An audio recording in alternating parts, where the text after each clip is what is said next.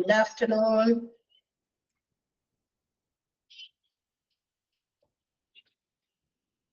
Good afternoon. Good afternoon. Good afternoon. Good afternoon, Miss. Good afternoon, ma'am. Good afternoon. Good afternoon, ma'am. Good afternoon, ma'am. Okay, good afternoon. Ready ആയോ എല്ലാവരും? Ready ആയോ? Ready. എടുക്കാമോ class? Okay, റെഡിയായി. അപ്പൊ നമ്മള് pharmacy എന്ന് പറയുന്ന ചാപ്റ്ററിന്റെ കുറച്ച് ഭാഗം കൂടി ഒക്കെ എടുക്കാനുണ്ട് അല്ലേ? അങ്ങനെയല്ലേ? എവിടെ വരെ എടുത്തെന്ന് അറിയോ? എക്യുപ്മെന്റ്സ് വരെ, ഫാർമസിയിലുള്ള എക്യുപ്മെന്റ്സ് വരെ നമ്മൾ എടുത്തിട്ടുണ്ട്. അതിന്റെ കഴിഞ്ഞിട്ടുള്ള ഭാഗം നമുക്ക് എടുക്കാനുണ്ട് അല്ലെ? ഏതൊക്കെ തരത്തിലുള്ള എക്യുപ്മെന്റുകളാണ് ഹോസ്പിറ്റൽ ഫാർമസിയിൽ വേണ്ടത്? ഓരോന്നിനും പ്രത്യേകം വിഭാഗങ്ങളാണ്. ഓരോ തരത്തിലുള്ള മരുന്നുകൾക്ക് സെപ്പറേറ്റ് ടൈപ്പിലുള്ള മരുന്നുകളൊക്കെ നമുക്ക് അറിയാലോ അല്ലെ? അതായത് ഓയിൻമെന്റ് രൂപത്തിലുള്ളത്, പൗഡർ രൂപത്തിലുള്ളത്, നാർക്കോട്ടിക്സ് രൂപത്തിലുള്ളത്, എല്ലാത്തിനും പ്രോപ്പർ ആയിട്ടുള്ള ഓരോ സ്പേസുകളുണ്ട്. എല്ലാത്തിനും പ്രത്യേകം സേഫുള്ള ഡ്രോയേഴ്സ്, ലോക്കേഴ്സ് അല്ലെ? അതുപോലെ തന്നെ നമുക്ക് എന്താ പറയാ, ഇവർക്ക് മറ്റ് ഡിപ്പാർട്ട്മെന്റുകളുമായിട്ടൊക്കെ കണക്ട് ചെയ്യാൻ വേണ്ടിയിട്ടുള്ള ടെലിഫോൺ കണക്ഷൻ സൗകര്യങ്ങള്, ഒത്തിരി കാര്യങ്ങളൊക്കെ അതൊക്കെ നമ്മൾ പറഞ്ഞു കഴിഞ്ഞു. അപ്പൊ നമ്മൾ നേരെ ആ ഒരു ഭാഗം കഴിഞ്ഞു. നിങ്ങൾക്ക് അറിയാം എന്തൊക്കെയാണ് നമ്മൾ പറഞ്ഞു കഴിഞ്ഞതാണ്. Now we are going to study what is the procedure of staffing of pharmacist. അതായത് എങ്ങനെയാണ് നമ്മൾ ഒരു ഫാർമസിയിലെ ഫാർമസിസ്റ്റുകളെ സ്റ്റാഫ് ചെയ്യുന്നത് അല്ലെങ്കിൽ അപ്പോയിന്റ് ചെയ്യുന്നത്. നമുക്കറിയാം ഫാർമസി എന്ന് പറയുന്ന ഒരു hospital pharmacies run by qualified efficient pharmacist. അതായത് വളരെ ക്വാളിഫൈഡ് ആയിട്ടുള്ള എഫിഷ്യന്റ് ആയിട്ടുള്ള ഫാർമസിസ്റ്റുകളാണ് ഫാർമസി കൈകാര്യം ചെയ്യുന്നത്. So how is their staffing procedure? അവരുടെ സ്റ്റാഫിംഗ് പ്രൊസീജിയർ എങ്ങനെയാണ് നടക്കുക? And the decisions according to the staffing, അതായത് നമ്മളുടെ ഹോസ്പിറ്റൽ ഫാർമസിയിൽ സ്റ്റാഫിംഗ് അല്ലെങ്കിൽ അപ്പോയിന്റ്മെന്റ് നടക്കുന്നത്, തീരുമാനങ്ങൾ എടുക്കുന്നത്, അതിനുവേണ്ടിയുള്ള എന്താ പറയാ അപ്പോയിന്റ്മെന്റുകൾ നടത്താനുള്ള തീരുമാനങ്ങൾ, ഡിസിഷൻസ് ഒക്കെ എടുക്കുന്നത് ആരാണെന്ന് അറിയാമോ? ഡ്രഗ് ആൻഡ് തെറാപ്യൂട്ടിക് കമ്മിറ്റിയാണ്. ഓക്കെ, അപ്പൊ ഡ്രഗ് ആൻഡ് തെറാപ്യൂട്ടിക് കമ്മിറ്റി എടുക്കുന്ന തീരുമാനങ്ങൾ, അത് അവര് തീരുമാനങ്ങൾ എടുക്കുമ്പോൾ അതിനെയൊക്കെ ഫുൾഫിൽ ചെയ്യുക, പ്രാക്ടിക്കലാക്കി കൊണ്ടുവരിക എന്നുള്ളതൊക്കെ ഫാർമസിയുടെ ഒബ്ജക്റ്റീവ്സിലും ഫങ്ഷൻസിലും ഒക്കെ നമ്മൾ കണ്ടു കഴിഞ്ഞതാണ് അല്ലെ? സോ ഇവർക്ക് നമ്മളുടെ ഈ പറയുന്ന സ്റ്റാഫിംഗിന്റെ കാര്യത്തിലും they have some advice and also decisions. അവരുടെ തീരുമാനങ്ങളും ഉപദേശങ്ങളും പ്രകാരം തന്നെയാണ് സ്റ്റാഫിംഗ് നടക്കുക. And it is based on the bed strength of hospital. Okay, ഹോസ്പിറ്റലിന്റെ ബെഡ് സ്ട്രെങ്ത് എന്ന് പറഞ്ഞാൽ എന്താ? ഹോസ്പിറ്റലിൽ എത്ര ബെഡുകൾ അവൈലബിൾ ആണ്, അതായത് എത്ര പേർക്ക് അവിടെ ഇൻപേഷ്യന്റ് ആക്കിയാൽ, അഡ്മിറ്റ് ചെയ്താൽ എത്ര പേഷ്യൻസിനെ നമുക്ക് കിടത്തി ചികിത്സിക്കാനുള്ള സൗകര്യങ്ങളുണ്ട്. അതിനെയാണ് ബെഡ് സ്ട്രെങ്ത് എന്ന് വിളിക്കുക. അത് നമ്മുടെ വാർഡ്സിലാകാം, അതുപോലെ റൂമുകളാകാം, ഏത് രീതിയിലായാലും എത്ര നമ്പർ ഓഫ് ബെഡുകൾ ഉണ്ട്, അതിന് പ്രൊപ്പോർഷനേറ്റ് ആയിട്ടുള്ള എണ്ണം ഓഫ് ഫാർമസിസ്റ്റുകളാണ് ഒരു ഹോസ്പിറ്റലിന്റെ ഫാർമസിക്കകത്ത് വേണ്ടത്. സോ അങ്ങനെ വരുമ്പോ അതിന് ഒരു പ്രത്യേക രീതിയിൽ ക്ലാസിഫൈ ചെയ്തിട്ടുണ്ട്. നമുക്ക് പെട്ടെന്ന് നോട്ടത്തിൽ മനസ്സിലാകാവുന്ന രീതിയിൽ ഒരു ടേബിൾ ആയിട്ട് കൊടുത്തിട്ടുണ്ട്. എന്താ സ്പീഡ് കൂടുതൽ? ഞാൻ ഒന്നും പറഞ്ഞു തുടങ്ങിയിട്ടില്ല, ഒരൊറ്റ സെന്റൻസ് ആണ് ഈ പറഞ്ഞത്. ഇവിടെ തന്നിരിക്കുന്ന ഒരു സെന്റൻസേ ഞാൻ പറഞ്ഞോളൂ. അത് ഇംഗ്ലീഷിലും മലയാളത്തിലും 2-3 ആവർത്തി പറയുന്നു മാത്രമാണ്. അത്ര സ്പീഡ് ഉണ്ടോ? ഒരു പേജ് കൂടാൻ സ്പീഡ് പറയേ. സ്പീഡ് കൂടുതലാണോ? ആ, ഈ പറഞ്ഞ കാര്യം തന്നെ 2-3 ആവർത്തി ഒരു കാര്യം തന്നെ വീണ്ടും തിരിച്ചിട്ടും മറിച്ചിട്ടും പറയുന്നു എന്ന് മാത്രമേ ഉള്ളൂ. സംസാരത്തിൽ ഇത്തിരി സ്പീഡ് കൂടും. അത് എല്ലാവരും ഒരേ പോലെ അല്ലല്ലോ. ചില ആളുകൾ സ്പീഡിൽ സംസാരിക്കും, ചിലത് പതുക്കെ സംസാരിക്കും. ഓക്കെ, അപ്പൊ നമ്മളുടെ ഹോസ്പിറ്റലിന്റെ ബെഡ് സ്ട്രെങ്ത്തിന്റെ പ്രൊപ്പോർഷനേറ്റ് ആ റേഷ്യോയിലാണ് എത്ര നമ്പർ ഓഫ് ബെഡുകളുണ്ട് അതിന് ആനുപാതികമായ രീതിയിലാണ് ഒരു ഹോസ്പിറ്റൽ ഫാർമസിയില് ഫാർമസിസ്റ്റുകളുടെ എണ്ണം നിജപ്പെടുത്തിയിരിക്കുന്നത് അല്ലെങ്കിൽ ലിമിറ്റ് ചെയ്തിരിക്കുന്നത്. അത് നമുക്ക് ഒറ്റ ഗ്ലാൻസ് നമുക്ക് മനസ്സിലാക്കാൻ വേണ്ടി ഒരു ചെറിയ ടേബിൾ രൂപത്തിൽ അപ്പൊ പെട്ടെന്ന് നമുക്ക് മനസ്സിലാക്കി വെക്കാൻ പറ്റി. അതുകൊണ്ടാണ് ഈ ടാബുലർ റെപ്രസെന്റേഷൻ, ഗ്രാഫിക്കൽ റെപ്രസെന്റേഷൻ ഒക്കെ നമുക്ക് പെട്ടെന്ന് മനസ്സിൽ പതിക്കും അല്ലെ? ഈ എഴുതി വെച്ചിരിക്കുന്ന നോട്ടുകളേക്കാൾ കൂടുതൽ നമുക്ക് മനസ്സിൽ പതിയാനായിട്ട് ഗ്രാഫുകള്, പിക്ചേഴ്സ് അതൊക്കെ ഹെൽപ്പ് ചെയ്യും. അതുകൊണ്ടാണ് ഇങ്ങനെ ഒരു ടേബിൾ രൂപത്തിൽ നമുക്ക് തന്നേക്കണേ. അപ്പൊ എങ്ങനെയാന്ന് നോക്കി, up to number of 50 beds, ഏകദേശം 50 ബെഡുകളോളം ആണെങ്കിൽ ഒരു ഹോസ്പിറ്റൽ, ഏതെങ്കിലും ഒരു hospital, size of hospital depends അപ്പോൾ അവരുടെ ഓരോ ഹോസ്പിറ്റലിന്റെയും സൈസ് അവരവരുടെ ഇതിനെ ഡിപ്പെൻഡ് ചെയ്തിരിക്കും. അപ്പൊ അങ്ങനെ വരുമ്പോൾ ബെഡുകളുടെ എണ്ണവും ആ ഹോസ്പിറ്റലിന്റെ വലിപ്പത്തിനെ ആസ്പദമാക്കിയാണ് ഇരിക്കുക. അതുകൊണ്ട് ഇപ്പൊ ഒരു ഹോസ്പിറ്റലിൽ 50 ബെഡുകളുള്ള ഒരു ഹോസ്പിറ്റൽ ആണെന്ന് വിചാരിക്കാം. സപ്പോസ് അങ്ങനെയാണെങ്കിൽ there should be 3 pharmacists in the hospital pharmacy.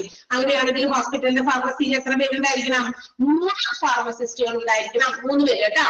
50 പേര് വരെയുള്ള ബെഡ് സ്ട്രെങ്ത് ഉള്ള ഹോസ്പിറ്റൽ ആണെങ്കിൽ 3 ഫാർമസിസ്റ്റുകളാണ് ഫാർമസിയിൽ വേണ്ടത്.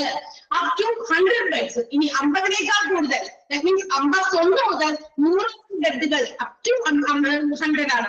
മാക്സിമം ലിമിറ്റ് 100 വരെയാണെങ്കിൽ, അത്രയും നമ്പർ ഓഫ് ബെഡുകളുള്ള ഹോസ്പിറ്റൽസ് ആണെങ്കിൽ there should be 5 pharmacists in the hospital pharmacy. ഹോസ്പിറ്റലിന്റെ ഫാർമസിയിൽ 5 ഫാർമസിസ്റ്റുകൾ ഉണ്ടായിരിക്കണം. ഓക്കെ, അപ്പൊ 50 ആണെങ്കിൽ 3 ഫാർമസിസ്റ്റുകളോളം മതി. അതേസമയം നമ്പർ ഓഫ് ബെഡ്സിന്റെ എണ്ണം 50 കഴിഞ്ഞു 100 വരെയാണെങ്കിൽ അപ് ടു 100, അതാണ് ലിമിറ്റ് എങ്കിൽ 5 ഫാർമസിസ്റ്റുകൾ റിക്വയർ ചെയ്തിരിക്കുന്നു. ആൻഡ് അപ് ടു 200 ബെഡ്സ്, 200 ബെഡുകളുള്ള ഹോസ്പിറ്റൽ ആണെങ്കിലോ there should be 8 ഫാർമസിസ്റ്റ്. എത്ര പേരുണ്ടായിരിക്കണം? 8 എണ്ണം. അതൊക്കെ പരീക്ഷയ്ക്ക് വരാറുണ്ട്, തിരിച്ച് മാറ്റി വിട്ടു. 200 ബെഡുകളാണെങ്കിൽ നമ്പർ ഓഫ് ഫാർമസിസ്റ്റുകൾ എത്ര, അല്ലെങ്കിൽ 8 ഫാർമസിസ്റ്റുകളാണെങ്കിൽ അപ് ടു എത്ര വരെയുള്ള ബെഡ് സ്ട്രെങ്ത് ആണ് എന്ന് തിരിച്ചു മറിച്ച് ചോദ്യം ചോദിക്കാം. അത് നിങ്ങൾ മനസ്സിലാക്കി പഠിക്കുക. ആൻഡ് അപ് ടു 300 ബെഡ്സ് ആണെങ്കിലോ 300 ബെഡാണ്.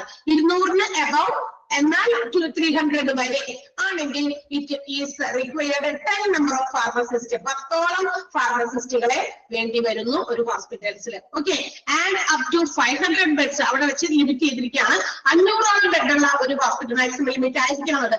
അപ്പൊ അത്രയും ബെഡുകളുള്ള ഒരു ഹോസ്പിറ്റൽ ആണെങ്കിൽ it requires 15 number of pharmacist. 15ഓളം ഫാർമസിസ്റ്റുകളെ ആവശ്യം വേണ്ടി വരുന്നു എന്നുള്ളതാണ് നമുക്ക് ഈ ടേബിൾ കാണിക്കുന്നത്.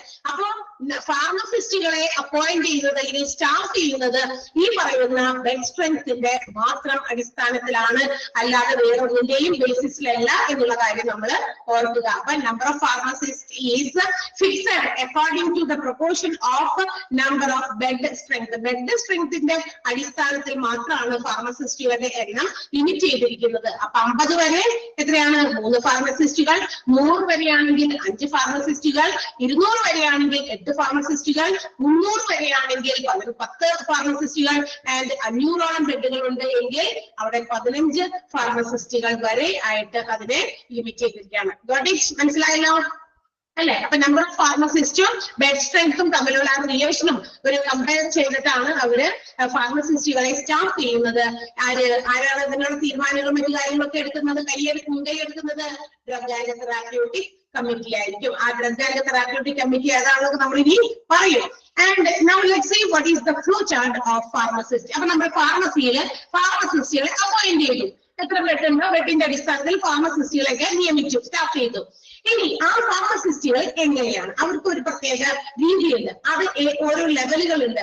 ആ ലെവലുകൾ അനുസരിച്ച് ഇതൊരു ഫ്ലോ ചാർട്ട് പോലെ നമുക്ക് വീണ്ടും ഒരു എന്താ പറയാ ഫ്ലോ ചാർട്ട് രൂപത്തിൽ നമുക്ക് തന്നിരിക്കുകയാണ്, പെട്ടെന്ന് ഐഡന്റിഫൈ ചെയ്യാൻ വേണ്ടിയിട്ടാണ്. ആൻഡ് ദ ടോപ്പ് ലെവൽ, ഏറ്റവും മുകളില് ഡയറക്ടർ ഓഫ് ഫാർമസി. ഫാർമസിയുടെ ഒരു ഡയറക്ടർ ഉണ്ടായിരിക്കും. ആ ആളെന്ന് പറയുന്നത് superintendent of pharmaceutical service or chief pharmacist. ഹോസ്പിറ്റലിന്റെ ചീഫ് ഫാർമസിസ്റ്റ് അല്ലെങ്കിൽ സൂപ്പറിൻറ്റൻഡന്റ് ഓഫ് ഫാർമസ്യൂട്ടിക്കൽ, മരുന്ന് സംബന്ധമായിട്ടുള്ള സേവനങ്ങൾ നടത്തുന്നതിലെ സൂപ്പറിൻറ്റൻഡന്റ് എന്ന് പറയുന്നതിന്റെ ഒരു മലയാള വർഷമാണ് സൂപ്രണ്ട് എന്ന് പറയുന്നത്. ആളായിരിക്കും എന്ത്? ഫാർമസിയുടെ ഡയറക്ടർ ആയിട്ട് വരിക. He or she should hold a degree of M Pharm. M Pharm എന്ന് പറയുന്ന ഒരു ക്വാളിഫിക്കേഷൻ ആണ് ആർക്ക് വേണ്ടത്? ഈ പറയുന്ന ചീഫ് ഫാർമസിസ്റ്റിന് അല്ലെങ്കിൽ സൂപ്പറിൻറ്റൻഡന്റ് ഓഫ് ഫാർമസ്യൂട്ടിക്കൽ സർവീസസിന് വേണ്ടത്. ബിലോ ദാറ്റ്, അവരുടെ താഴെ, അതായത് chief ഫാർമസിസ്റ്റിന്റെ കീഴിലായിട്ട് there are a number of pharmacists. അത് ഓരോ ഹോസ്പിറ്റൽസിന്റെയും ബെഡ് സ്ട്രെങ്ത് അനുസരിച്ച് എത്ര ഫാർമസിസ്റ്റുകൾ വേണമെന്ന് അത് നിജപ്പെടുത്തിയിട്ടുണ്ട്. അതനുസരിച്ച് നോക്കിയ ഫ്ലോ ചാർട്ടിൽ അതിന്റെ താഴെ ഈ ചീഫ് ആയിട്ടുള്ള ഫാർമസിസ്റ്റിന്റെ താഴെ വരുന്ന ഫാർമസിസ്റ്റുകൾ. പക്ഷെ എല്ലാവർക്കും ഒരേ റെസ്പോൺസിബിലിറ്റി അല്ല ഫാർമസിയിൽ ചെയ്യാനുള്ളത്.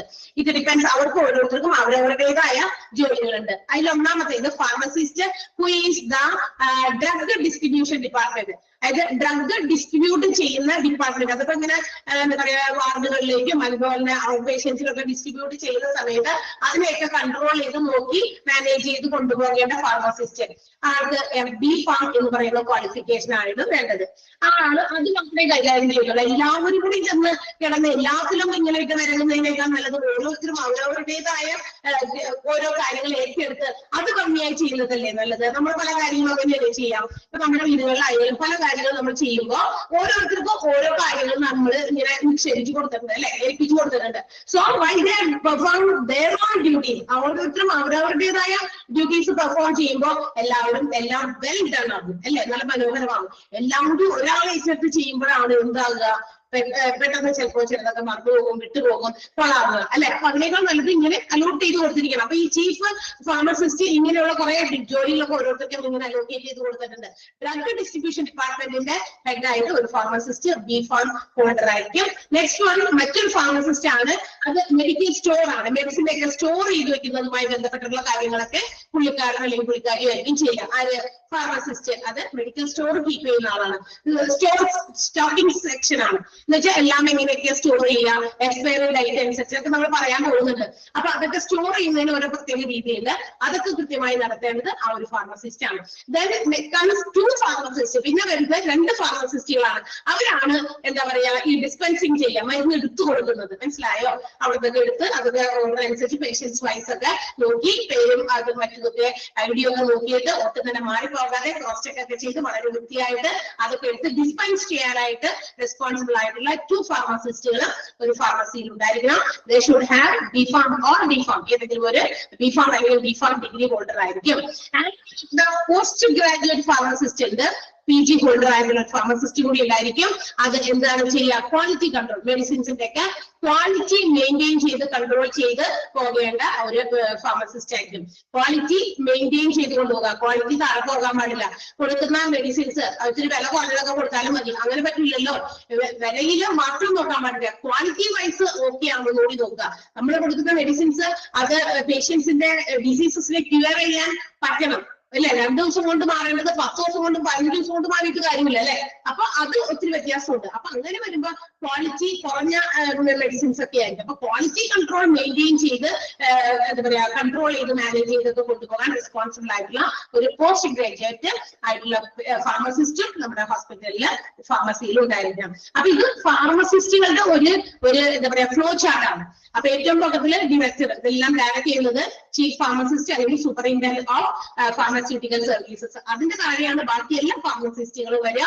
പക്ഷെ എല്ലാവർക്കും ഹാവ് ദെയർ ഓൺ റെസ്പോൺസിബിലിറ്റീസ്. അവർക്ക് അവരുടേതായ ഫംഗ്ഷൻസും ഡ്യൂട്ടീസുമാണുള്ളത്. ഒരു ഫാർമസിസ്റ്റ് ഡ്രഗ് ഡിസ്ട്രിബ്യൂഷൻ ഡിപ്പാർട്ട്മെന്റിലുള്ളത് ആൾക്ക് B.Pharm ഉണ്ടായിരിക്കണം. മറ്റൊരു ഫാർമസിസ്റ്റ് മെഡിക്കൽ സ്റ്റോറൊക്കെ സ്റ്റോക്കിംഗ് ഒക്കെ എടുക്കാൻ സ്റ്റോക്കിൽ എന്തെങ്കിലുമൊക്കെ വേരിയേഷൻസ് ഉണ്ടോ, സ്റ്റോർ ചെയ്തിരിക്കുന്നത് പ്രോപ്പർ ആയിട്ടാണോ, അങ്ങനെയുള്ള കാര്യങ്ങളൊക്കെ സ്റ്റോക്കിങ്ങുമായിട്ട് ബന്ധപ്പെട്ടിട്ടുള്ള കാര്യങ്ങൾ. പിന്നെ 2 ഫാർമസിസ്റ്റ് ഡിസ്പെൻസിങ്ങിനാണ്, മരുന്ന് ഡിസ്പെൻസ് ചെയ്യാനുള്ളവരാണ് B.Pharm അല്ലെങ്കിൽ D.Pharm ഹോൾഡേഴ്സ് ആയിരിക്കണം.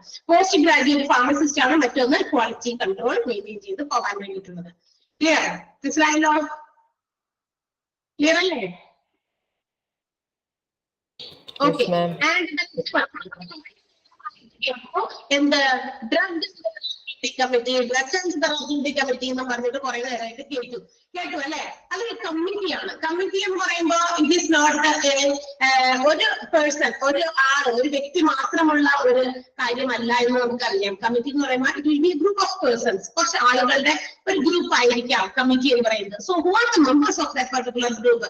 അങ്ങനെയാണെങ്കിൽ ആ ഗ്രൂപ്പ് ഫോം ചെയ്യാനായിട്ട് ആരൊക്കെയാണ് അതിനകത്ത് അംഗങ്ങളായിട്ട് വരിക? ലെറ്റ്സ് സീ, നമുക്ക് നോക്കാം ആരൊക്കെയാണ് ഈ drug and therapeutic committee form ചെയ്യാൻ വേണ്ടി ഉൾപ്പെട്ടിട്ടുള്ള ആളുകൾ ആരൊക്കെയാന്ന് നോക്കാം. അതിൽ ഫസ്റ്റ് വൺ മെഡിക്കൽ സൂപ്പറിൻറ്റൻഡന്റ് ആണ്. അതായത് മെഡിക്കൽ സൂപ്രണ്ട് മലയാളത്തിൽ പറയും. And he or she will be the chairman. അത് ആളുടെ മെഡിക്കൽ സൂപ്രണ്ട് അതിന്റെ ചെയർമാൻ ആയിരിക്കും. ഏതിന്റെ? ഡ്രഗ് ആൻഡ് തെറാപ്യൂട്ടിക് കമ്മിറ്റിയുടെ ചെയർമാൻ ആരാണ്?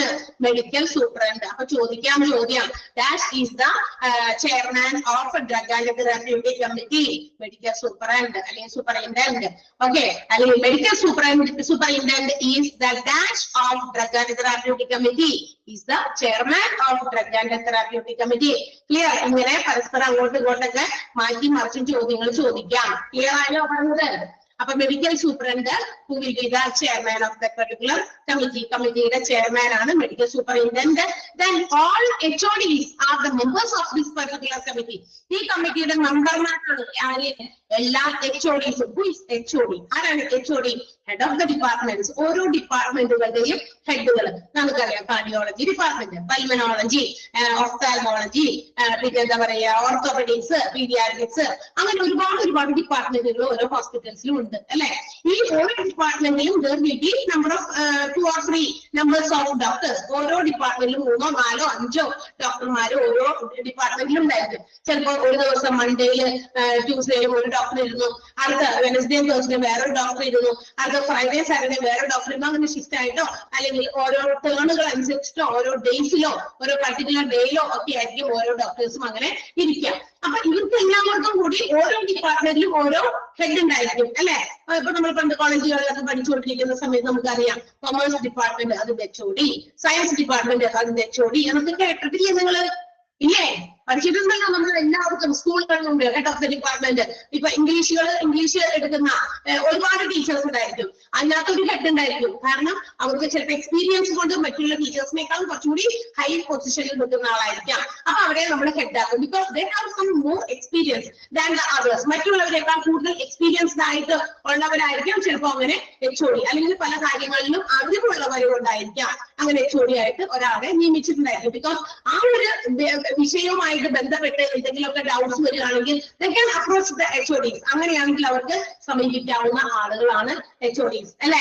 അപ്പൊ HOD അപ്പൊ ഇതുപോലെ എല്ലാ ഡിപ്പാർട്ട്മെന്റിലും ഹോസ്പിറ്റലിലും ഓരോ ഡിപ്പാർട്ട്മെന്റുകൾ ഉണ്ടെങ്കിൽ അതിനൊക്കെ ഒരു ഹെഡ് ഉണ്ടായിരിക്കും. ആ ഹെഡുകളെല്ലാം തന്നെ ഈ പറയുന്ന ഡ്രഗ് ആൻഡ് തെറാപ്യൂട്ടിക് കമ്മിറ്റിയുടെ മെമ്പേഴ്സ് ആണ് എന്ന് മറക്കണ്ട. നഴ്സിംഗ് സൂപ്പറിൻറ്റൻഡന്റ്, അതുപോലെ നഴ്സിംഗ് സൂപ്രണ്ട് എന്ന് പറയുന്ന വിഭാഗമുണ്ട്. നഴ്സുമാരുടെ സൂപ്രണ്ട്. അപ്പൊ NS എന്ന് പറയും. ആ NS ഇതുപോലെ തന്നെ ഈ ഒരു കമ്മിറ്റിയുടെ മെമ്പർ തന്നെയാണ്. ആൻഡ് ദ ചീഫ് ഫാർമസിസ്റ്റ്, ആ ഹോസ്പിറ്റലിലെ ഫാർമസിയുടെ നമ്മൾ നേരത്തെ ഫ്ലോ ചാർട്ട് കണ്ടല്ലോ, അതിന് ഏറ്റവും മുഖത്തിൽ കണ്ട ആളാണ് ചീഫ് ഫാർമസിസ്റ്റ്. ഈ ചീഫ് ഫാർമസിസ്റ്റും നമ്മുടെ ഡ്രഗ് ആൻഡ് തെറാപ്യൂട്ടിക് കമ്മിറ്റിയുടെ മെമ്പറാണ്. ആൻഡ് വെറും മെമ്പർ അല്ല, ദേ ആർ ദ സെക്രട്ടറി. അവര് ഡ്രഗ് ആൻഡ് തെറാപ്യൂട്ടിക് കമ്മിറ്റിയുടെ സെക്രട്ടറി ആയിരിക്കും. ഒരു കമ്മിറ്റി രൂപീകരിച്ചാൽ അതിനൊരു സെക്രട്ടറി പ്രസിഡന്റും അങ്ങനെയൊക്കെ ഉണ്ടാവുമല്ലോ. അപ്പൊ ഇതിനകത്ത് ഇവരിതിന്റെ സെക്രട്ടറി ആയിരിക്കും. അപ്പൊ ഇവരെല്ലാവരുടെയും ചേരുമ്പോഴാണ് it becomes the drug and therapeutic committee. അതെന്തായി മാറുക? ഡ്രഗ് ആൻഡ് തെറാപ്യൂട്ടിക് കമ്മിറ്റി ആയിട്ട് മാറുക. മനസ്സിലായോ? അപ്പൊ ആരൊക്കെയാണ്? മെഡിക്കൽ സൂപ്പറിൻറ്റൻഡന്റ് ചെയർമാൻ ആയിരിക്കും. All HODസും നഴ്സിംഗ് സൂപ്രണ്ടും they are the members of that particular committee. അവരെല്ലാവരും മെമ്പർമാരാണ്. And the last chief pharmacist is the member secretary of that particular drug and therapeutic committee. ഓരോ ഹോസ്പിറ്റൽസിന്റെയും ഡ്രഗ് ആൻഡ് തെറാപ്യൂട്ടിക് കമ്മിറ്റിയുടെ chief member secretary ആണ് ആര്? Chief pharmacist. Clear ആണല്ലോ അല്ലെ? പോവാണ് അടുത്തതിലേക്ക്. Yes. Now let's see what are the functions of that particular committee. ഇങ്ങനെ committee form ചെയ്ത് വെച്ചുകൊണ്ട് വെറുതെ കഴിഞ്ഞിട്ട് നോക്കിയിരുന്ന കാര്യമുണ്ടോ? ഇവർക്ക് എന്തൊക്കെയോ കാര്യങ്ങൾ ചെയ്യാനുണ്ട്. ഹോസ്പിറ്റലിന്റെ ഫാർമസിക്ക് വേണ്ടിയും ഹോസ്പിറ്റലിന് വേണ്ടി തന്നെയും ഇവരെന്തൊക്കെ കാര്യങ്ങളാണ് പ്രവർത്തിക്കുന്നതെന്ന് നമുക്കൊന്ന് നോക്കാം. So the functions of hospital pharmacy, drug and therapeutic committee. First of all, they have to formulate the hospital formulary. അല്ലെങ്കിൽ ഹോസ്പിറ്റൽ ഡ്രഗ് ലിസ്റ്റ്. അതായത് ഹോസ്പിറ്റൽസിലെ മരുന്നുകളുടെ ഒരു ലിസ്റ്റ് തയ്യാറാക്കുക എന്നുള്ളതാണ് ഇവരുടെ പരമപ്രധാനമായിട്ടുള്ള പ്രവൃത്തി. ഏറ്റവും അത്യാവശ്യത്തിൽ ആദ്യം ചെയ്യേണ്ട കാര്യം ഇതാണ്. ഒരു ഹോസ്പിറ്റലില് ഫാർമസിയില് എന്തൊക്കെ മരുന്നുകൾ കൊണ്ടുവന്ന് സൂക്ഷിക്കണം, സ്റ്റോർ ചെയ്യണം, ഏതൊക്കെ ഡിപ്പാർട്ട്മെന്റുകളുണ്ട്, അതൊക്കെ അനുസൃതമായിട്ട് എന്തൊക്കെ മരുന്നുകളാണ് കൊണ്ടുവന്ന് സ്റ്റോർ ചെയ്യേണ്ടത് എന്നുള്ളതിന്റെ ഒരു ലിസ്റ്റ് തയ്യാറാക്കണം. നമ്മൾ കടയിൽ പോകുമ്പോ സാധനങ്ങൾ വാങ്ങിക്കാൻ വേണ്ടി ലിസ്റ്റ് തയ്യാറാക്കും അല്ലെ. ഫസ്റ്റ് ഓഫ് ഓൾ നമ്മൾ നമ്മുടെ മനസ്സിൽ കുറെയൊക്കെ ഉണ്ടാവുമായിരിക്കും, പക്ഷെ ചിലപ്പോൾ വിട്ടുപോകാൻ ചിലരും മറന്നു പോകുമല്ലോ. അങ്ങനെയുള്ള ആൾക്കാർ അതൊരു ലിസ്റ്റ് ആയിട്ട് എഴുതി വെക്കും. ഇവിടെ സിമിലർലി നമ്മുടെ ഹോസ്പിറ്റൽസിൽ whatever medicines are to be stored, എന്തൊക്കെ മെഡിസിൻസ് ആണോ കൊണ്ടുവന്ന് സ്റ്റോർ ചെയ്യേണ്ടത് അതിന്റെ ഒരു ലിസ്റ്റ് തയ്യാറാക്കുന്നത് ഈ ഡ്രഗ് ആൻഡ് തെറാപ്യൂട്ടിക് കമ്മിറ്റിയാണ്.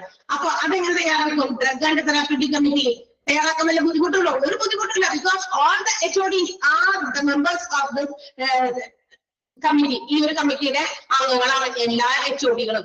എല്ലാ ഡിപ്പാർട്ട്മെന്റുകളിലേക്കും വേണ്ട മരുന്നുകൾ ഏതൊക്കെയാണെന്ന് അവിടുത്തെ ഹെഡുകളോട് ചോദിക്കാൻ മതി. കാരണം എല്ലാ HOD-സും ഇതിനകത്തുണ്ടല്ലോ അംഗങ്ങളായിട്ട്.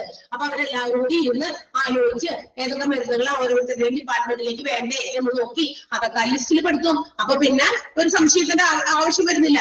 ഈ ഒരു കമ്മിറ്റി സ്വന്തം എടുക്കുന്ന തീരുമാനമല്ല, ഇവരുടെ കമ്മിറ്റിക്ക് അകത്ത് അംഗങ്ങളായിട്ടുള്ളവരാണ് നമ്മുടെ എല്ലാ HOD-സും, ഓരോ ഡിപ്പാർട്ട്മെന്റിന്റെ HOD-സ്. സോ അവരുടെ സജഷൻസ് പ്രകാരം അവർക്ക് ഡ്രഗ് ലിസ്റ്റ് തയ്യാറാക്കാം.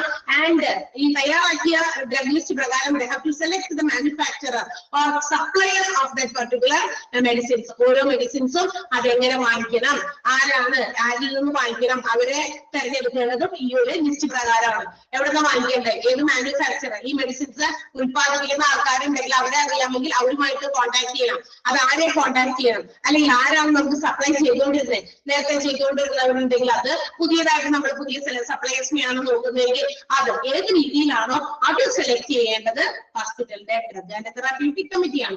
ആരിൽ നിന്ന് വാങ്ങിക്കണം, എവിടെ നിന്ന് വാങ്ങിക്കണം എന്നൊക്കെ ഡിസൈഡ് ചെയ്യേണ്ടത് ഈ ഒരു കമ്മിറ്റി തന്നെയാണ്. They have to also add new drugs and to delete the old drugs. പഴയ കുറെ പഴക്കം ചെന്ന മരുന്നുകളൊക്കെ ഉണ്ട്. എക്സ്പയറി കഴിഞ്ഞ മരുന്നിന്റെ കാര്യമല്ല വീണ്ടും പറയുകയാണ്. അതെല്ലാം ഉദ്ദേശിക്കുന്നത് പഴകിയ മരുന്ന്, പഴയ മരുന്ന്. പഴയ മരുന്ന് എന്ന് പറഞ്ഞാൽ നമ്മൾ സർക്കുലേഷൻസിൽ ഇനി അത് ഉപയോഗിക്കാൻ പാടില്ല. അതൊക്കെ നമ്മൾ എഴുതി കളഞ്ഞു, മാറ്റി, നമ്മളുടെ ലിസ്റ്റിൽ നിന്ന് മാറ്റി. ഇങ്ങനെ ഒരു മരുന്നില്ല, ഇൻസ്റ്റന്റ് അതിന് പകരം നമ്മൾ പുതിയ രീതിയിലുള്ള മരുന്നുകൾ കൊണ്ടുവന്നിട്ടുണ്ട്. അങ്ങനെയാണെങ്കിൽ അങ്ങനെയുള്ള പഴയ മരുന്നുകൾ ഏതെങ്കിലും ഒക്കെ ഉണ്ടെങ്കിൽ അതൊക്കെ മാറ്റി അതിന് പകരം പുതിയ ഡ്രഗ്സ് ലിസ്റ്റിലേക്ക് ആഡ് ഓൺ ചെയ്യാനുള്ള ഒരു ഉത്തരവാദിത്ത ഫംഗ്ഷൻസും ഇവർക്ക് ഉണ്ട്. They have to also dispense drugs to the OP വിഭാഗത്തിലേക്ക് വേണ്ട മരുന്നുകൾ അത് ഏതൊക്കെയാണോ അതും അവർക്ക് കൊണ്ടുവന്ന് സ്റ്റോർ ചെയ്ത് വെക്കണം, ഡിസ്പെൻസ് ചെയ്യണം. ഡ്രഗ്സ് ഏതൊക്കെയാണ് OP-യിൽ കൊടുക്കേണ്ടത് അതൊക്കെ നേരത്തെ കൂടി ഡിസൈഡ് ചെയ്ത് അതും അവര് എന്ത് ചെയ്യണം, ലിസ്റ്റിൽ, അവരുടെ ഡ്രഗ് ലിസ്റ്റിനകത്ത് കയറ്റണം, ചേർക്കണം.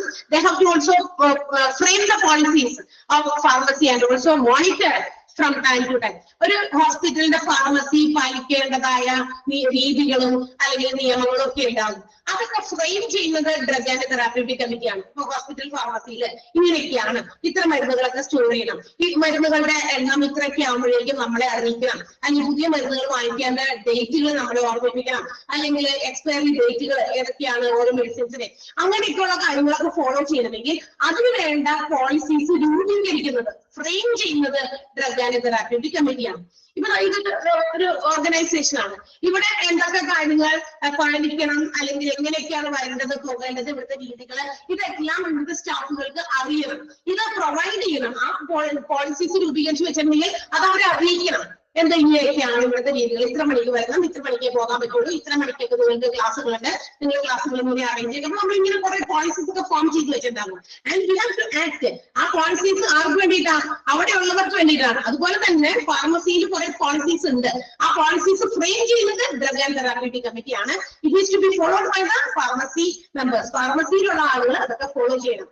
അത് ഫോളോ ചെയ്യുന്നുണ്ടോ എന്ന് ഇടയ്ക്കിടയ്ക്ക് മോണിറ്റർ ചെയ്യണം ഡ്രഗ് ആൻഡ് തെറാപ്യൂട്ടിക് കമ്മിറ്റി. അല്ലാണ്ട് അതൊക്കെ ചെയ്തോളും എന്ന് മാത്രം അവരെ എന്താ പറയാ കണ്ണടച്ച് വിശ്വസിച്ച് മാറി നിർത്താൻ പറ്റില്ല. ഇടയ്ക്കിടയ്ക്ക് അവരെയൊക്കെ ചെന്ന് നോക്കുക, അന്വേഷിക്കുന്ന കാര്യങ്ങളൊക്കെ പ്രോപ്പറായിട്ട് ചെയ്യുന്നുണ്ടോ, നടക്കുന്നുണ്ടോ, വേറെ ഒരു തരത്തിലുള്ള എന്താ പറയാ ചീറ്റിങ്ങോ മറ്റു കാര്യങ്ങളൊന്നും നടക്കുന്നില്ല എന്നുള്ളതൊക്കെ വ്യക്തമാക്കി മനസ്സിലാക്കി വെക്കുക. അതും ഇവരുടെ ഡ്യൂട്ടിയാണ്. അല്ലാതെ എന്തെങ്കിലും റെസ്പോൺസിബിലിറ്റീസും മറ്റൊരു ലെവലിലേക്ക് കൊടുത്തിട്ട് അവരത് ചെയ്തോളും എന്നുള്ള വിശ്വാസത്തോടെ മാത്രം നമ്മൾ കൈകെട്ടി മാറി നിന്നു കഴിഞ്ഞാൽ അത് പ്രോപ്പറായിട്ട് നടക്കണമെന്ന് നിർബന്ധമൊന്നുമില്ല, അല്ലെ? അപ്പൊ അത്തരം കാര്യങ്ങളൊക്കെ ശരിക്കും നമ്മൾ മോണിറ്റർ ചെയ്യണം, അല്ലെ? നമ്മളിപ്പോ എന്ത് കാര്യമായാലും നമ്മൾ അങ്ങനെ മോണിറ്റർ ചെയ്യും. എന്തെങ്കിലുമൊക്കെ അവരെ ഏൽപ്പിച്ചു, അത് ശരിയായി നടക്കുന്നുണ്ടോ നമ്മളൊന്നും അറിയണ്ടേ? അങ്ങനെയുള്ള കാര്യങ്ങളൊക്കെ ഡ്രഗ് ആൻഡ് തെറാപ്യൂട്ടിക് കമ്മിറ്റി അത് മനസ്സിലാക്കണം, അതുപോലെ തന്നെ പ്രവർത്തിക്കണം. And also they have to make a budget demand for pharmacy. ഓരോ ഫാർമസിയിൽ ഓരോ വർഷവും എത്രത്തോളം മെഡിസിൻസ് സ്റ്റോർ ചെയ്യണം, അതിന് വേണ്ടിയിട്ടുള്ള ഫണ്ട് എത്രത്തോളമാണ് പ്രൊവൈഡ് ചെയ്യേണ്ടത്. ഫാർമസിയിൽ ഇന്ന പുതിയ മെഡിസിൻസ് കൊണ്ടുവരണം, അപ്പൊ അതിന് വേണ്ടിയിട്ട് ഏകദേശം ഇത്ര രൂപ ചെലവാകും. അപ്പൊ അതിന്റെ ഒരു ബഡ്ജറ്റ് പ്ലാൻ ഒക്കെ drug and therapeutic committee decide ചെയ്യണം, അല്ലെങ്കിൽ പ്ലാൻ ചെയ്യണം. ഇത്ര ഫണ്ടൊക്കെ വേണ്ടി വരും.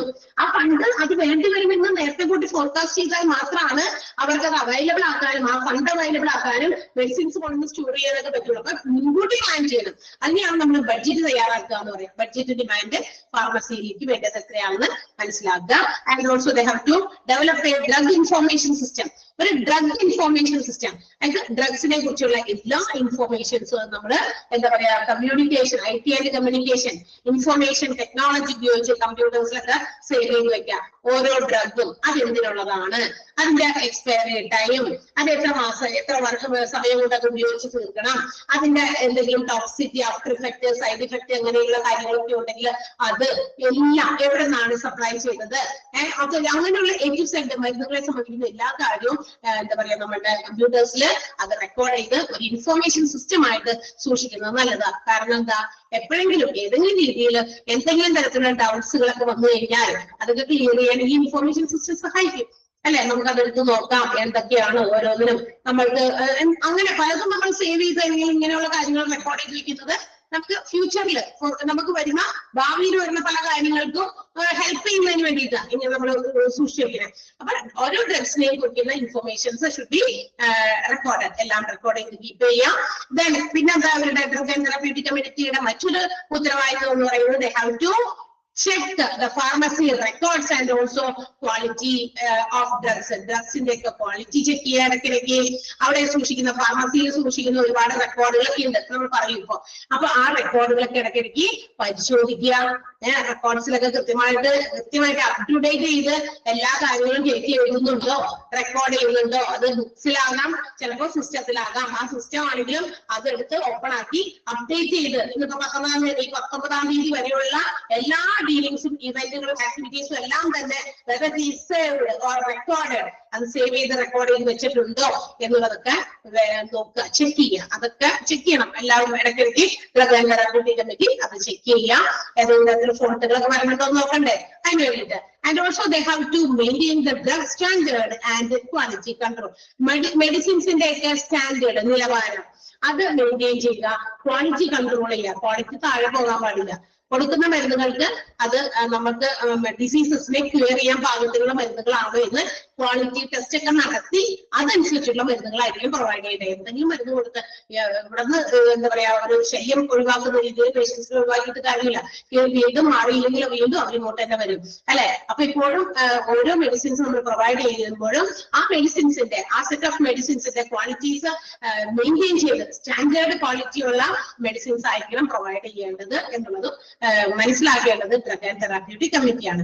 And finally they have to dispose the expired drugs. Expiry date കഴിഞ്ഞ ഡ്രഗ്സ് ആണെങ്കിൽ അതൊക്കെ എളുപ്പം തന്നെ ഡിസ്പോസ് ചെയ്യാനുള്ള വഴി കണ്ടെത്തുക. അതും according to the strict rules of the hospital. ഹോസ്പിറ്റൽസിന്റെ കൃത്യമായ വളരെ എന്താ പറയാ സ്ട്രിക്റ്റ് ആയിട്ടുള്ള ഫോർമൽ റൂൾസ് നിയമങ്ങൾക്ക് അനുസൃതം മാത്രം അതൊക്കെ അത്തരം എക്സ്പയറി ഡേറ്റ് കഴിഞ്ഞ മെഡിസിൻസ് ഒക്കെ ഡിസ്പോസ് ചെയ്യാനായിട്ട് ഉള്ള കാര്യങ്ങൾ ചെയ്യുക. ആര് ഡ്രഗ് ആൻഡ് തെറാപ്യൂട്ടിക് കമ്മിറ്റി. അല്ലാതെ എക്സ്പയർഡ് ആയി എന്താ പറയാ മെഡിസിൻസിന്റെ എക്സ്പയറി ഡേറ്റ് കഴിഞ്ഞു അവിടെ കൊണ്ടുപോയി വെച്ചെറിഞ്ഞിട്ടേക്ക് അങ്ങനെയല്ല. അതൊക്കെ ഡിസ്പോസ് ചെയ്യുന്നതിന് മാനേജ്മെന്റ് ഓഫ് വില്ലേജ് വേസ്റ്റ് ഒക്കെ നിങ്ങൾ ഓൾറെഡി പഠിച്ചു കഴിഞ്ഞതാണ്. ഓക്കെ. അപ്പൊ അങ്ങനെയുള്ള കാര്യങ്ങൾ ഡിസ്പോസ് ചെയ്യുന്നതിന് എന്തൊക്കെ കാര്യങ്ങൾ അറിയണം, ചെയ്യണമെന്ന് മനസ്സിലാക്കി തന്നെ പ്രവർത്തിക്കുക. ഇതെല്ലാം ചെയ്യേണ്ടത് ഇവരാണ്. ആര് ഇതൊക്കെ ഉറപ്പുവരുത്തുക, ഇതെല്ലാം കൺട്രോൾ ചെയ്യുക, മാനേജ് ചെയ്യുക, ഡ്രഗ് ലിസ്റ്റ് തയ്യാറാക്കുക. ഡ്രഗ് ലിസ്റ്റ് തയ്യാറാക്കി അതനുസരിച്ചുള്ള ഡ്രഗ്സ് എവിടെ നിന്ന് വാങ്ങിക്കണമെന്ന് ഉള്ള ഡിസിഷൻസ് എടുക്കുക. അങ്ങനെ പല പല കാര്യങ്ങളും പുതിയതായിട്ടുള്ള മെഡിസിൻസ് കണ്ടെത്തി അത് കൊണ്ടുവരിക. പഴയതിനെയൊക്കെ ഔട്ട് ഓഫ് ഡേറ്റഡ് ആയിട്ടുള്ള ഫാഷൻ തീർന്നു പോകുമ്പോൾ നമ്മൾ ചില വസ്ത്രങ്ങൾ ഉപേക്ഷിക്കാറുണ്ടല്ലേ. അയ്യോ അതൊക്കെ പണ്ടത്തെ ഫാഷനാ, ഇടൂല നമ്മൾ ഇടോ. കുറെ പണ്ടത്തെ ഫാഷനിലുള്ള കുറെ ഡ്രസ്സുകളൊക്കെ കൊടുത്തിട്ട് വെറുതെ തന്നാൽ തരാമോ നമ്മൾ ഇട്ടുകൊടുത്തോ, വീട്ടിൽ പോലും ഇല്ല അല്ലേ. അങ്ങനെയല്ലേ നിങ്ങളൊക്കെ അങ്ങനെയൊക്കെയാണ്. ഓക്കെ. അപ്പൊ എന്താ പറയാ അതുപോലെ മെഡിസിൻസിലും ഉണ്ട്. ഔട്ട്ഡേറ്റഡ് ആയിട്ടുള്ള മെഡിസിൻസ് ഒക്കെ ഉണ്ടെങ്കിൽ അത് നമുക്ക് ഉപയോഗിക്കാൻ പറ്റില്ല, അല്ലെങ്കിൽ അത് മാറ്റി അതിന് പകരമാണ് നമ്മളിപ്പോ പുതിയ മെഡിസിൻസ് കൊണ്ടുവന്നേക്കണേ. അപ്പൊ അങ്ങനെയൊക്കെ ഉണ്ടെങ്കിൽ അതൊക്കെ ആഡ് ഓൺ ചെയ്യുക, പഴയതൊക്കെ കാട്ടിക്കളയുക അല്ലെങ്കിൽ കളയുക. ബഡ്ജറ്റ് ഡിമാൻഡ് ഫാർമസിക്ക് വേണ്ടിയിട്ടുള്ള പുതിയ പുതിയ ബഡ്ജറ്റുകൾ തയ്യാറാക്കുക. അവരുടെ റെക്കോർഡുകളൊക്കെ കൃത്യമാണോ ചെക്ക് ചെയ്യുക, ക്വാളിറ്റി കൺട്രോൾ മെയിൻറ്റെയിൻ ചെയ്യുക. ഡ്രഗ്സ് അതുപോലെ തന്നെ അതിന്റെ സ്റ്റാൻഡേർഡുകൾ അതിന്റെ ക്വാളിറ്റിയും മറ്റുമൊക്കെ മെയിൻറ്റെയിൻ ചെയ്യുക. എക്സ്പയറി ഡേറ്റ് കഴിഞ്ഞാൽ ഡ്രഗ്സ് ഒക്കെ ഡിസ്പോസ് ചെയ്യുക. ഇതൊക്കെ ഹോസ്പിറ്റലിന്റെ ഡ്രഗ് ആൻഡ് തെറാപ്യൂട്ടിക് കമ്മിറ്റിയുടെ എന്താ പറയാ ഉത്തരവാദിത്തങ്ങളാണ്. മെയിൻറ്റെയിൻ ഡ്രഗ് ഏതൊക്കെയാണ്? ലാസ്റ്റ് പോയിന്റ് എക്സ്പയർ കണ്ട വീണ്ടും പറഞ്ഞോളൂ അല്ലേ. ഇത് പല പ്രാവശ്യം ഞാൻ പറഞ്ഞിട്ടാ. എക്സ്പയറി ഡ്രഗ്സും ഔട്ട്ഡേറ്റഡ് ഡ്രഗ്സും രണ്ടും രണ്ടാണ്. ഔട്ട്ഡേറ്റഡ് ഡ്രഗ്സ് എന്ന് പറഞ്ഞാലേ അങ്ങനെ ഒരു മരുന്ന് ഇല്ല ഇപ്പൊ നിലവില്. അത് ഭയങ്കര പഴയ കാലത്ത് ഉപയോഗിച്ചിരുന്ന മരുന്നാണെന്ന്. നമ്മളിപ്പോ അതിനെന്ത് ഉദാഹരണം പറയാ? എന്റെ കയ്യിൽ അതായത് പണ്ട് കാലത്ത് ഈ ഏതെങ്കിലും ഒരു രോഗത്തിന് ഒരു മരുന്ന് കൊടുത്തിരുന്നത്, ഇന്ന് ആ മരുന്ന് അത് ഉപയോഗിക്കുന്നില്ല. അതിന് പകരം പുതിയ ടെക്നോളജി ഉപയോഗിച്ച് ടെക്നോളജി ഡെവലപ്ഡ് ആയി ഒരുപാട് പുതിയ മോഡലിലും മെത്തേഡുകളും പുതിയ പുതിയ മരുന്നുകളും പുതിയ പുതിയ മാർഗങ്ങളും അല്ലെങ്കിൽ മരുന്ന് മാത്രമായി ചികിത്സാ രീതികളും ഒക്കെ കൊണ്ടുവന്നുവെങ്കിൽ അതാണ് നമ്മൾ ഉപയോഗിക്കുക. ഇത് പണ്ടത്തെ രീതി എന്ന് പറഞ്ഞുകൊണ്ട് ഇരിക്കുമോ? ഇല്ല. അപ്പൊ അങ്ങനെ ഇരിക്കാൻ പാടില്ല. കാരണം അതന്നെ ബാൻ ചെയ്തതും ആകാം. ചിലപ്പോഴൊക്കെ ചില മരുന്നുകൾ ബാൻ ചെയ്തിട്ടുണ്ട്. അത് തന്നെ ബാൻ ചെയ്തതുകൊണ്ട് ഔട്ട്ഡേറ്റഡ് ആയിട്ടുള്ളത്, പഴയത്, പണ്ടുള്ള മരുന്നിരുന്നത്. എന്നാൽ ഇപ്പൊ അത് വേണ്ട, നമ്മളത് ഉപേക്ഷിക്കാൻ ആ ഒരു മരുന്നില്ല. ഇൻസ്റ്റന്റ് അതിന് പകരം നമ്മൾ വേറെ മരുന്നാണ് ഉപയോഗിക്കുന്നത്. ഓക്കെ, അതാണ് ഔട്ട്ഡേറ്റഡ്. എക്സ്പയറി എന്ന് പറഞ്ഞാൽ അതല്ല, മരുന്നിപ്പോഴും അത് ഉപയോഗിക്കുന്നത്. ഇപ്പൊ ഏതെങ്കിലും ലെവലിൽ വന്ന ഒരു ചുമയുടെ മരുന്ന്, അപ്പൊ അതൊക്കെ നമുക്ക് വേഗം പറയാം. ചുമയുടെ മരുന്ന്, ആ മരുന്ന് അന്ന് നമ്മൾ എക്സ്പയറി നോക്കിയിട്ട് വാങ്ങിക്കുന്നത് അല്ലെ. അപ്പൊ ചിലപ്പോ ഈ ചുമയുടെ മരുന്നൊക്കെ കിട്ടുമ്പോൾ തന്നെ ആ കുപ്പി മുഴുവന് നമ്മള് 1, 2, 3 ദിവസം കൂടെ നമ്മൾ കഴിച്ചപ്പോൾ നമ്മുടെ സുഖം മാറി. പിന്നെ കുടിച്ചോണ്ടിരിക്കില്ലല്ലോ. ചുമ മാറിയെങ്കിൽ പിന്നെ നമ്മൾ കുടിക്കില്ല. അത് നമ്മൾ എന്ത് ചെയ്യും? അത് എടുത്ത് വെക്കും. എന്താ, ഇനി എത്ര ചുമ വരുമ്പോ കഴിക്കാട്ടാ, കാരണം ഇതിന് ചിലതിനൊക്കെ ഭയങ്കര എക്സ്പെൻസീവ് ആണ്. അപ്പൊ നമ്മൾ എന്ത് ചെയ്യും? അടുത്ത് മാറ്റി വെക്കും. കൊച്ചുങ്ങളൊന്നും തട്ടികളൊന്നും മറിച്ചിട്ട് അതൊക്കെ എവിടെയെങ്കിലും മാറ്റി വെക്കില്ല. ഇനി ഇതുപോലെ ചുമ വന്നു കഴിഞ്ഞാൽ കുറച്ച് ദിവസം ഇത് കുടിക്കും. കാരണം ഇത് തീരുന്നവരെ ഇത് കുടിക്കും. അത് മാറിയില്ലെങ്കിൽ പിന്നെ നമ്മൾ ഹോസ്പിറ്റൽസിൽ പോകും. മനുഷ്യന്മാരുടെ രീതി അങ്ങനെയൊക്കെ തന്നെയാണ്. അല്ലാണ്ട് ഒരു ചുമ ഇവിടുന്ന് ചുമയ്ക്കുമ്പോഴേക്കും അവിടെ ഡോക്ടറെ ബുക്ക് ചെയ്ത് ആരും പോകുന്നുണ്ടോ? ഇല്ല. ഓക്കെ, അപ്പൊ ഡോക്ടർമാര് പിന്നെ ചെലവ് വേണം, മരുന്നൊക്കെ മാറി തരുകയൊക്കെ ചെയ്യും. അപ്പൊ ഈ പറയുന്ന ഡേറ്റ് നോക്കും നമ്മള്. അപ്പൊ ആ ഡേറ്റ് ഏകദേശം ഉള്ള മരുന്നുകൾ നോക്കിയിട്ടാണ് നമ്മൾ വാങ്ങിക്കുക. ഇപ്പൊ 2024 സെപ്റ്റംബർ 20th വരെയൊക്കെ ഉള്ള ഒരു മരുന്നാണ് എന്ന് വിചാരിക്കാം. നമ്മളിപ്പോ ഡോക്ടർ നമുക്ക് മരുന്ന് ഭയങ്കര ചുമ ചെന്നില്ല ഒരു ഡോക്ടർ ഒരു മരുന്ന് എഴുതി തന്നു. ഇപ്പൊ ഹോസ്പിറ്റൽസിലൊക്കെ അവരത് നോക്കിയിട്ട് ശ്രദ്ധിച്ചിട്ടൊക്കെ തരാം. പുറത്തുനിന്ന് ഫാർമസി നമ്മുടെ മെഡിക്കൽ ഷോപ്പുകളിൽ നിന്നൊക്കെ ചിലപ്പോൾ അങ്ങനെ മരുന്ന് വാങ്ങിക്കേ അവര് പെട്ടെന്നൊന്നും ശ്രദ്ധിക്കുന്നില്ല. അവര് ആ മരുന്ന് തീർത്ത് കളയാനാ. അപ്പൊ ചിലപ്പോൾ നാളെ 20-20 തീയതി എന്ന് പറയുന്ന ദിവസം സെപ്റ്റംബർ 20, 2024 നാളത്തെ കൊണ്ട് തീരുന്ന ഒരു മെഡിസിനാണ്. നമ്മളത് നോക്കാണ്ട് അന്വേഷിക്കാണ്ട് വേഗം തന്നെ എടുത്തോണ്ട് വാങ്ങിച്ചിട്ട് പോകുന്നു. അപ്പൊ നമുക്ക് എവിടെ ഇന്ന് രാത്രി കൊണ്ട് അത് മുഴുവൻ കുടിച്ച് തീർക്കാൻ പറ്റില്ല അല്ലെ. നമുക്ക് പറഞ്ഞിരിക്കുന്ന ഡോസേജ് ഉണ്ടായിരിക്കും. ആ ഡോസേജ് അനുസരിച്ചല്ലേ നമ്മൾ മരുന്ന് കഴിക്കില്ലോ. ഓക്കെ, അപ്പൊ ആ മരുന്ന് പക്ഷെ അത് ഇനി നാളെ കഴിക്കാൻ പറ്റുമോ? ബിക്കോസ് അതിന്റെ എക്സ്പയറി എൻഡ്സ് ടു നൈറ്റ്. ഇന്ന് രാവിലെ എന്റെ എക്സ്പയറി തീർന്ന്, കാരണം നാളെ 20-ാം തീയതിക്ക് ഇനി അത് ഉപയോഗിക്കാൻ പറ്റില്ല എന്നറിഞ്ഞ് നമ്മൾ പറയുന്നത്. ഇനി മരുന്ന് എക്സ്പയറി ഇപ്പൊ തീരും, അത് വേണ്ട, മാറ്റി തരാൻ പറയും. അങ്ങനെ നോക്കിയിട്ട് വാങ്ങിക്കണം. എക്സ്പയറി ഡേറ്റ് നോക്കിയിട്ട് പല സാധനങ്ങളും നമ്മൾ വാങ്ങിക്കേണ്ടതുണ്ട്. എക്സ്പയറി ഡേറ്റ് റെപ്രസെന്റ് ചെയ്യുന്ന, ഡിനോട്ട് ചെയ്യുന്ന പല പാക്കഡ് ആയിട്ടുള്ള ഐറ്റംസ് നമ്മൾ പുറത്തുനിന്ന് വാങ്ങിയിട്ടാ. മരുന്നുകൾ മാത്രമല്ല, ഒരുപാട് സാധനങ്ങൾ, മിൽക്ക്, ബ്രെഡ് ഐറ്റംസ്, ഇതൊക്കെ കുറച്ച് ദിവസം മാത്രമേ നമുക്ക് ഉപയോഗിക്കാൻ പറ്റുള്ളൂ. അത് കഴിഞ്ഞ് കഴിഞ്ഞാൽ തീർന്നില്ലെങ്കിൽ വലിച്ചു ചേർന്നുകൊണ്ടായി കളയുക എന്നുള്ളത് മാത്രമേ നമുക്ക് ചോയ്സ് ഉള്ളൂ. വേറെ അത് എടുത്ത് കഴിക്കാൻ പറ്റില്ല. ഇത്ര ദിവസം ഒക്കെയുണ്ട്. ഓരോന്നും എക്സ്പയറി ഡേറ്റ് ഉണ്ട്, പാക്ഡ് ആയിട്ടുള്ള ഐറ്റംസ്. അതൊക്കെ നോക്കി കണ്ടൊക്കെ വേണം നമ്മൾ പലതും വാങ്ങിക്കാം. അപ്പൊ എക്സ്പയറിയും അതുപോലെ തന്നെ ഓൾഡ് ഡ്രസ് ഒന്നല്ല, രണ്ടും രണ്ടാണ്. Okay, next one hospital formulary. ഇനി നമുക്ക് ഹോസ്പിറ്റലിന്റെ ഡ്രഗ് ലിസ്റ്റിനെ കുറിച്ചിട്ട് എന്താണെന്ന് നമുക്ക് നോക്കാം. ഹോസ്പിറ്റലിന്റെ ഡ്രഗ് ലിസ്റ്റ്, അതിന് ചില പ്രത്യേകതകളുണ്ട്. നോക്കാം, നമുക്ക് ഈച്ച് ആൻഡ് എവറി ഹോസ്പിറ്റൽസ്, ഓരോ ഹോസ്പിറ്റൽസിനും അതിൻ്റെതായ ഡ്രഗ് ലിസ്റ്റ് ആയിരിക്കും. എല്ലാവർക്കും ഒരേപോലത്തെ ഡ്രഗ് ലിസ്റ്റ് അല്ല. കാരണം ഒരു ഹോസ്പിറ്റലിൽ ഏതൊക്കെ തരത്തിലുള്ള ഡിപ്പാർട്ട്മെന്റുകളാണ് ഫംഗ്ഷൻ ചെയ്യുന്നത്, അക്കോർഡിംഗ് ടു ദാറ്റ് ആണ് എന്ത് ചെയ്യുന്നത്, മെഡിസിൻസ് കൊണ്ടുവന്ന് സ്റ്റോർ ചെയ്യുന്നത്. സോ ഇനി അതിന്റെ കൂടെ ചേർത്ത് പറയേണ്ട മറ്റൊരു കാര്യമാണ്, no hospitals can store every medications that can be prescribed by the doctors for any symptoms or for the patients who are admitted in the hospital. അതായത് ഒരു ഹോസ്പിറ്റലിൽ എന്തെങ്കിലും രോഗവുമായിട്ട് വരുന്ന പേഷ്യൻസിന് എല്ലാവർക്കും തന്നെ കൊടുക്കാൻ സാധ്യതയുണ്ടാകാവുന്ന എല്ലാ മരുന്നും കൊണ്ടൊന്നും സ്റ്റോർ ചെയ്യാൻ ഏത് ഹോസ്പിറ്റൽസിനും പറ്റില്ല. കാരണം ഇനി നമ്മൾ കാണുന്ന ഒരു പ്രവണത, എല്ലാവർക്കും ഒരേ രീതിയിലുള്ള രോഗങ്ങളല്ല വരുന്നത് അല്ലെ. ഒരാളൊരു രോഗമായിട്ട് വരുന്നു, വേറൊരാള് പനി തന്നെയാണ്, പക്ഷെ ആ രീതിയിലല്ല, ഡിഫറെന്റ് ആണ്. അപ്പൊ എല്ലാ പനികളും ഒരുപോലെയല്ല, പനികൾ തന്നെ പല രീതിയിലുണ്ട്. ഓക്കെ, അപ്പൊ എല്ലാവർക്കും ഒരേപോലത്തെ മരുന്ന് കൊടുക്കാൻ പറ്റില്ല. ഇനി പുതിയതായിട്ട് കണ്ടുപിടിക്കപ്പെടാനുള്ളതായിട്ടുള്ള ചില പനികളും ഉണ്ട്. ഓരോ ദിവസം നമ്മൾ കേൾക്കുന്ന പനിയുടെ പേരൊക്കെ കേൾക്കാല്ല, ഒരുപാട് ഡിഫറെന്റ് വെറൈറ്റീസ് ഓഫ് പനികളാണ് നമുക്ക് ഓരോ ദിവസം കേൾക്കുന്ന പനികളുടെ പേരുകൾ. പേപ്പറൊക്കെ തുറന്നു കഴിഞ്ഞാൽ അവിടെ ഈ പനി, ഇങ്ങനത്തെ പനി, അങ്ങനെ പനി, ഇങ്ങനെ പനി എന്നൊക്കെ പറഞ്ഞിട്ട് ഒത്തിരി പനികളുടെ പേര് കേൾക്കാം. അപ്പൊ ഇതെല്ലാം ഒന്നാണോ? അല്ലല്ലോ. എല്ലാം ഒന്നാണെങ്കിൽ ഒരു പേരിട്ടാ പോലെ. പക്ഷേ നമുക്ക് അത് കൺക്ലൂഡ് ചെയ്യണമെങ്കിൽ, അതായത് ഡോക്ടേഴ്സിന് അത് പല പഠനങ്ങളിലൂടെയാണ് അവർക്ക് ഈ ഒരു ഡിഫറൻസ്, വേരിയേഷൻസ് മനസ്സിലാക്കാൻ പറ്റുള്ളൂ. ഇത് ഇന്ന രോഗമല്ല, മറ്റേത് അതുപോലത്തെ അല്ല, ഇത് വേറെയാണ്. അപ്പൊ ആ മരുന്ന് ചിലപ്പോൾ അവര് കണ്ടുപിടിച്ചിട്ടുണ്ടാവില്ല.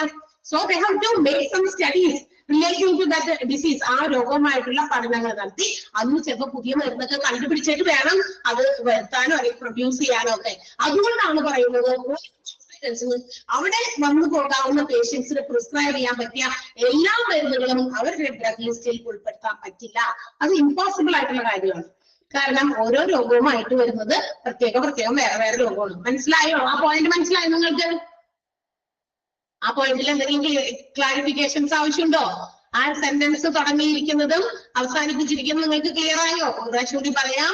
ഒരു hospitals, no hospital pharmacy can perhaps stop every medications that a concerned doctor want to prescribe for their patients who are hospitalized എന്ന് വെച്ചാൽ ഒരു ഹോസ്പിറ്റൽസിനും അവിടെയുള്ള ഡോക്ടേഴ്സിന് തന്റെ മുമ്പിൽ വരുന്ന പേഷ്യൻസ്, അത് വന്നു പോകുന്നവരായിക്കോട്ടെ അഡ്മിറ്റ് ചെയ്യാൻ പോകുന്ന പേഷ്യൻസ് ആയിക്കോട്ടെ, അവർക്ക് പ്രിസ്ക്രൈബ് ചെയ്യാൻ വേണ്ട തരത്തിലുള്ള എല്ലാ മെഡിസിൻസും അവരുടെ ഹോസ്പിറ്റലിലെ ഫാർമസിയിൽ സ്റ്റോർ ചെയ്യാൻ പറ്റില്ല എന്നാണ് പറഞ്ഞത്.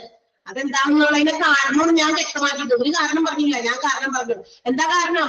കാരണം പല രീതിയിലുള്ള രോഗങ്ങളാണ് വരുന്നത്. ചിലപ്പോ നമ്മുടെ മുമ്പിൽ വന്ന് പേഷ്യന്റ് ഇരിക്കുമ്പോഴാണ് ഇങ്ങനെയും രോഗം ഉണ്ടോ, ഈ രോഗം ഞാൻ ആദ്യം തീർക്കുന്നത്, എന്റെ മെഡിക്കൽ ഹിസ്റ്ററിയിൽ ഞാൻ ഇത്രയും നാളുകളായിട്ട് സ്റ്റെതസ്കോപ്പും ഇതൊക്കെ ഇട്ടിട്ട് എന്റെ മുമ്പിൽ ഇങ്ങനെ ഒരു രോഗമായിട്ട് ആരും വന്നിട്ടില്ലല്ലോ, ഇങ്ങനെയുള്ള സിംറ്റംസുമായിട്ട് കുറെ രോഗങ്ങളുടെ സിംറ്റംസുമായിട്ട് വന്നിരിക്കുന്നത് ഇത് എനിക്ക് അറിയില്ല.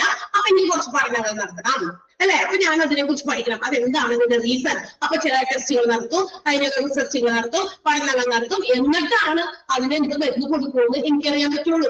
അതിനനുസരിച്ചുള്ള മരുന്നുകൾ എവിടെയെങ്കിലും ചിലപ്പോ അവിടെ ഉണ്ടാവില്ല, അവൈലബിൾ ആവില്ല. അത് പുറത്തുനിന്ന് ചിലപ്പോ പുതിയതായിട്ട് നമ്മള് പർച്ചേസ് ചെയ്യേണ്ടി വരും. ബിക്കോസ് ആ വരുന്ന രോഗം ആദ്യമല്ല വരുന്നേ. മനസ്സിലായോ? അതുകൊണ്ടാണ് അവർക്ക് അത് സ്റ്റോർ ചെയ്യാൻ പറ്റാത്തത്. എന്നാൽ ചില കോമൺ ആയിട്ട് വരുന്ന രോഗങ്ങളുണ്ട്.